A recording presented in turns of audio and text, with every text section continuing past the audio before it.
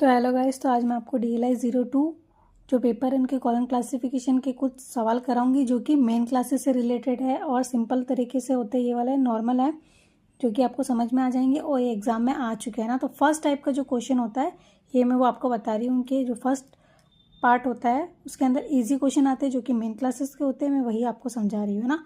तो first question है function of research library.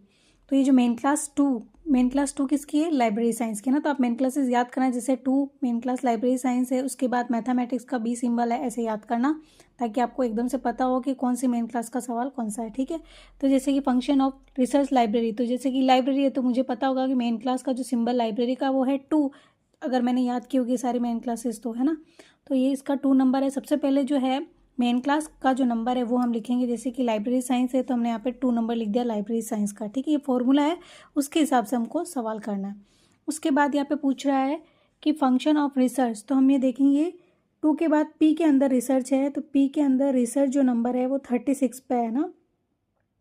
तो हम मेन क्लास का सिंबल जोड़ने के बाद यहाँ पे 36 नंबर लगाएंगे इसके आगे, किसका? रिसर्च का लगा रहे P, यानी पर्सनैलिटी के अंदर है ना। 2 मेन क्लास हो गई, P पर्सनैलिटी हो गया, P पर्सनैलिटी का 36 आ जाएगा, इसके साथ जुड़ी गया है ना, मेन क्लास के साथ 36।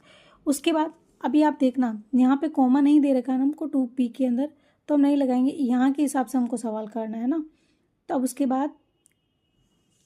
बाद अगर मैटर से लेंगे ना हम कोई भी चीज़, और मैटर यहाँ पे नहीं दे रखा है, मैटर दे रखा है जनरल या बिब्लियोग्राफी से, तो हम यहाँ से लेंगे मैटर जो भी है ना, इसकी मेन क्लास से लेंगे। यहाँ पे लिखा होता है ना कि फोर्सिन एम मैटर किससे लेंगे? जनरल या बिब्लियोग्राफी के अंदर से ले सकते हैं, अगर इसके अंदर से कुछ भी चीज़ मैटर से पूछ लिए तो, है ना। तो हमको सिर्फ अब हमको देखना है फंक्शन, तो फंक्शन है एनर्जी पार्ट के अंदर है ना। तो एनर्जी पार्ट के लिए यहाँ पे क्या लगता है? कॉलन लगता है, तो कॉलन लगा के फिर फंक्शन का नंबर देंगे। फंक्शन का जो नंबर है वो 3 लिखेंगे।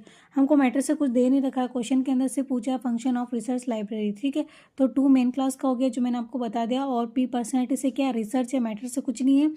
डायरेक्ट किससे पूछ लिया? एनर्जी पार्ट से। तो एनर्जी पार्ट का सिंबल क्या होता है? कॉलन, और फिर 3 नंबर जो है फंक्शन का, ये रहा 3 नंबर फंक्शन का एनर्जी पार्ट के अंदर, तो कॉलन करके 3। ठीक है, तो ये सवाल इस तरह है। उसके बाद नेक्स्ट सवाल है लिटरेचर एंड लैंग्वेज। तो लिटरेचर एंड लैंग्वेज तो खुद ही एक पूरी मेन क्लास है। देखो मैं आपको बताती हूँ, ये सारी मेन क्लासेस हैं, तो ये खुद पर्सनली एक लैंग्वेज है। तो पूरा हम ऐसा कैसा लिख देंगे लिटरेचर एंड लैंग्वेज, तो NX लगा देंगे, है ना। तो यहाँ पे NX। उसके बाद नेक्स्ट सवाल है एनाटॉमी ऑफ सेल्स। तो जैसे कि एनाटॉमी और सेल्स के बारे में कौन सी मेन क्लास के बारे में बात होगी? तो जो मुझे पता है बायोलॉजी के अंदर हो सकता है, तो बायोलॉजी की जो मेन क्लास है सेल्स, ये सब रिलेटेड किससे है? बायोलॉजी से है। तो हम देखेंगे मेन क्लास जो है बायोलॉजी की G।